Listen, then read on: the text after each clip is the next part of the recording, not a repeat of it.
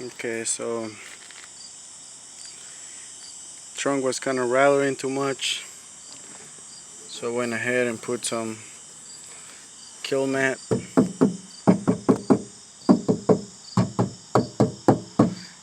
Makes a world of a difference. Then I went ahead and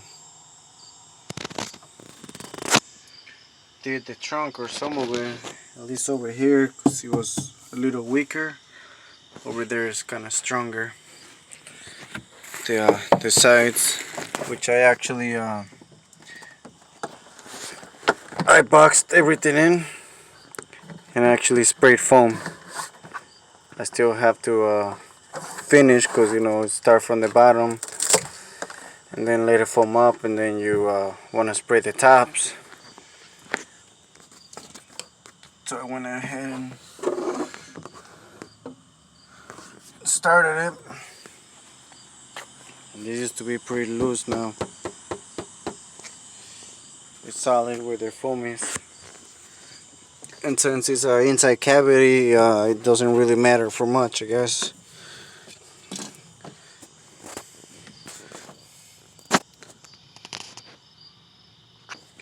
Like this, pretty much I peeled it off, but it's supposed to all go back up to a full foam. Just gonna finish it up.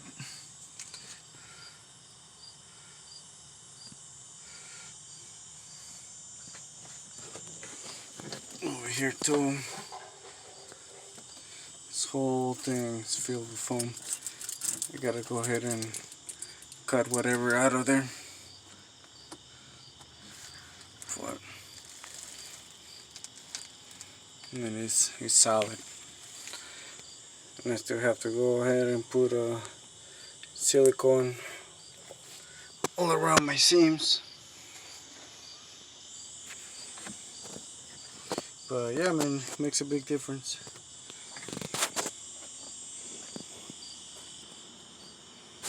And yeah, the reason I did this is because I'm actually gonna go ahead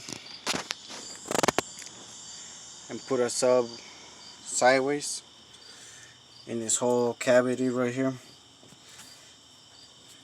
so I can keep most of my trunk space. So there's gonna be a sub right there and a sub in the other cavity.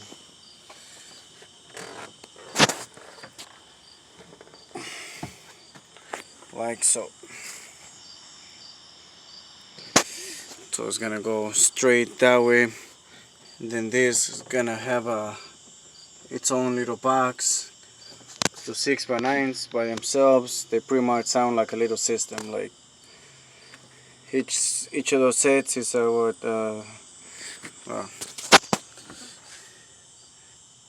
there's the specs, but I'm pushing them with my Rockford 400 times 4, which, I mean, if you guys know Rockford, they do their rated power and more.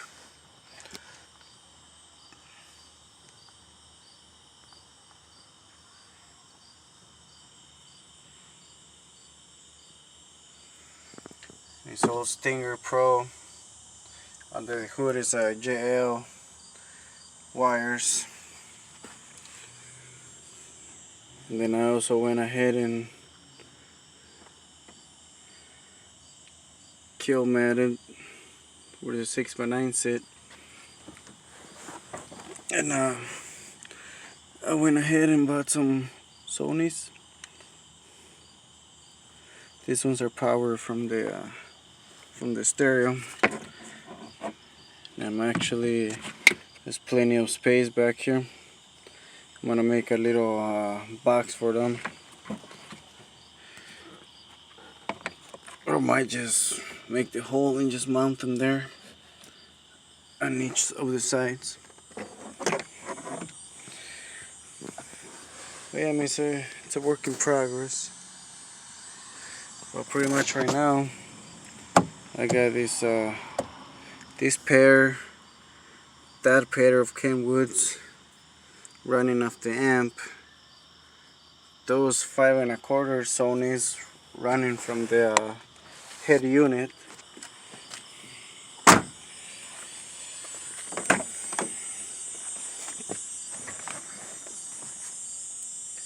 I got a rock for tweeters up front. Yeah, a rock for punch 6 1/2s in the doors. They're old school version. Right here, got my Pioneer crossovers for the tweeters and the mid range that goes in here. I don't recommend cutting, through the factory, pretty much the car. But I found this car at my local salvage auto shop, and they told me that they would sell it to me for $10. So I figured, fuck it, I'm gonna mess around with this one. If it don't work out, then I'll just put in the other one. But I mean, it was sounding really good.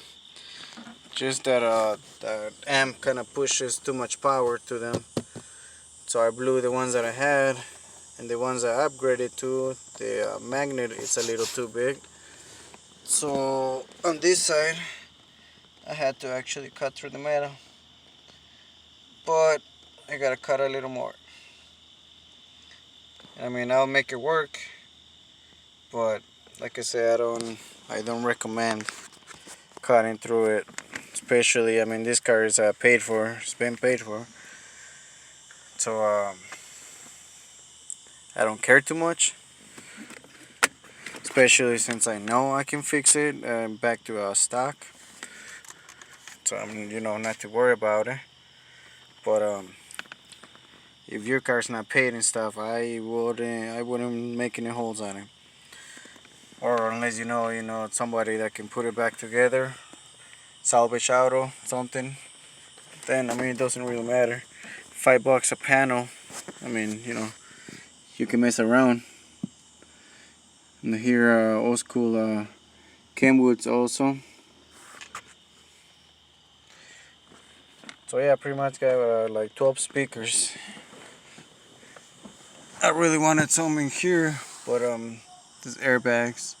I don't want to mess with any of that. Neither should you. But yeah, I mean, I'll keep you guys updated. I haven't played with these old school Rockford power amp. This is a 500 watt amp, supposedly. It's a T500, but the fuse is 100, so it does at least 1,000. And Steve has a video of it on his YouTube channel, and I believe he said with good power it does like 1,500 RMS or some shit, which I mean, it's cool. Yeah, just from the size. It's a 400 RMS. This is supposedly 500 RMS. But yep, I'll do a demo, show you guys later. Take care.